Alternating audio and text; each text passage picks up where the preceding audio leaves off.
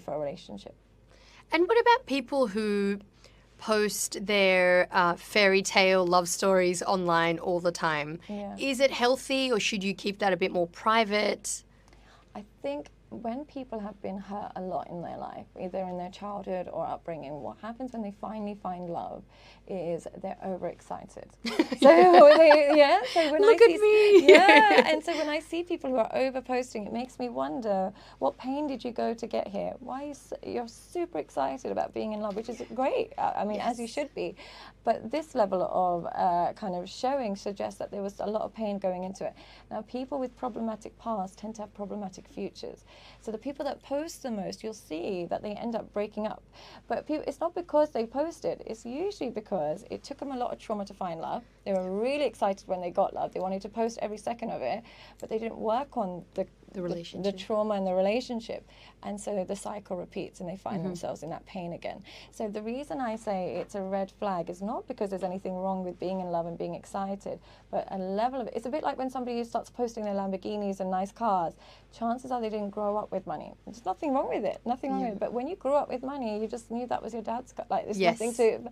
So when it's nothing exciting, you don't really post as much. Same thing happens with relationships. When you've had a stable childhood, when you've had stable levels of love throughout your life, as excited as you are, you're not posting all day, every day. So those stable people tend to last a bit longer. The ones that want to let everybody know everything, it's probably some level of trauma and they're overexcited. And so I can understand it, but I don't think it's healthy. And what are some red flags we should be looking out for when we look at someone's social media, for example?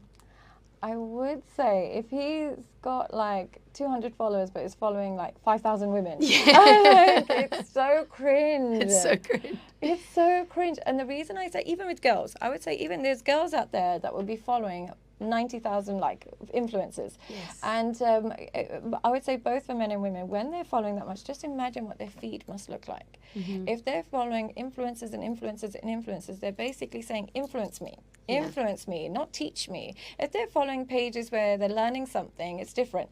But what their social media following shows what they want to consume.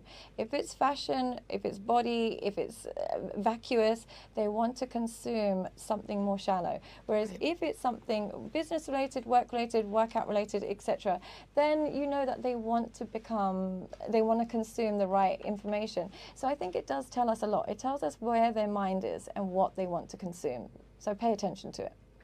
Can women have it all? A career, a family, a successful relationship, or maybe a business? Can we have it all? Or, as you mentioned earlier, do we need to be a bit more feminine and balanced? I would say everything in life that you want has a sacrifice associated.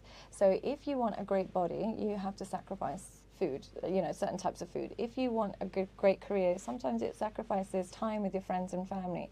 So having everything is a little bit harder because it takes some sacrifice. So having a really great career might mean sacrificing time with your kids. Having, being a stay-at-home mom might mean sacrificing your potential. You could be a really great, you could have a really great business and you're stuck at home with the kids. Not that it's bad, but it involves a sacrifice. So having a relationship also means a sacrifice because you have to think about both people's needs. I would say to measure what you want in life, think about the sacrifice it takes. And if you're willing to sacrifice it, do it. If you want to be a millionaire, that means sacrificing time and energy with your friends and family. Are you willing to sacrifice it? Yeah, perfect.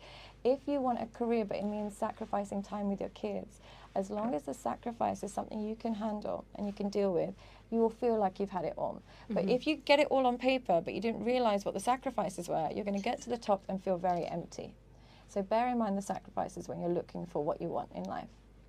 And if there's a woman listening now and she's looking for a relationship, what are some of the qualities she should be looking for in a man? I think it really just depends on her. I think the reality is, have a look at things that make you deeply insecure and difficult to be with.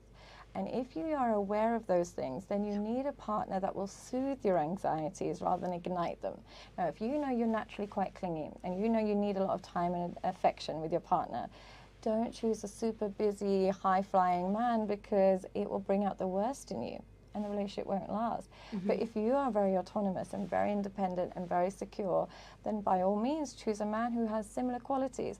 But really bear in mind what part of you makes relationships hard, and then try and find a man that will navigate those experiences rather than ignite them, rather than make it so much worse for you. And that is actually the key, unfortunately. It's about looking internally and finding the balance.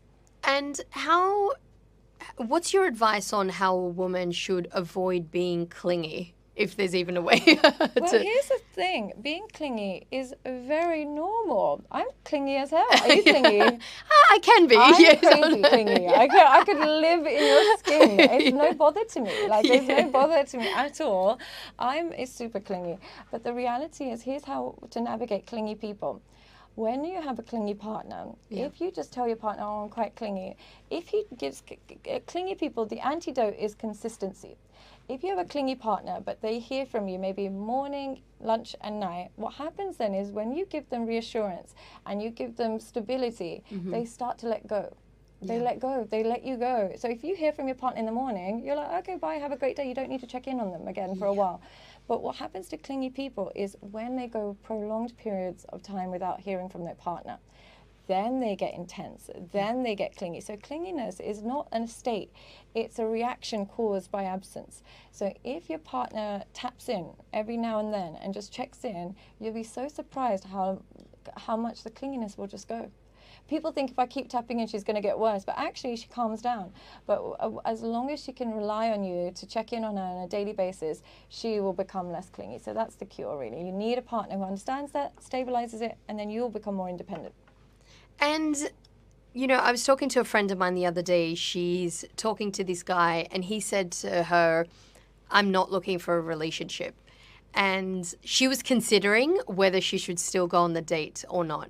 Can you change a man's mind, or is he just saying that to protect himself? I'm sure I don't want to say no, you can never, because, you know, people change. It's not I don't want to say one size fits all. But the reality is, if he's told you that, you have to accept it rather than try and change it. Okay. We need to practice dating with acceptance rather than challenge. Don't see it as, oh, but maybe I can change. He's thinking maybe I can change her. Maybe she won't want a relationship. Right. So just like you meet a man and you say, I want a relationship, he says, I'm not ready for a relationship, and you're thinking, maybe I can change him. He's thinking, maybe I can change her. Maybe she'll never want a relationship. Maybe she'll be open to me being polyamorous. So just like how you don't think you'll change your mindset, he doesn't think he will. And everybody deserves acceptance. So if he doesn't want a relationship, accept that about him. Don't judge him for it. Yeah. But like I said, it's like having an allergy in a restaurant. Once you've said your allergies, if everything contains nuts, you can't get mad at them for that. You let them know, but then you move on. And if they say, I can make something that doesn't have nuts for you, but you can stay. Similarly, if the person says they can meet your needs, stay. But if the person doesn't say that, then accept. Sadia, where can we follow you online? How can people get in touch with you? This has been so insightful. Oh, thank you so much. I felt like I was rushing it. We were talking, do you know what? We're both fasting, so we're like, let's talk blah, blah, blah, blah, and then maybe we'll be able to drink later. But yes, you can find me at Sadia Psychology on YouTube, TikTok, and Instagram. I do one-to-ones, and I will be launching a course soon, and so you can find more of me pretty much everywhere. TikTok is really my home at the moment. Wow. So praise be to God. Well, it's been so insightful. Thank you so much for coming in to Thank Virgin. you for such wonderful questions. I've never been asked any of those questions before. Wow. Yeah. Oh, it's literally just been a girly chat. Yeah, I know. We could have had a coffee and done this. So thank you so much. Thank you so much for your time and energy. I really appreciate it.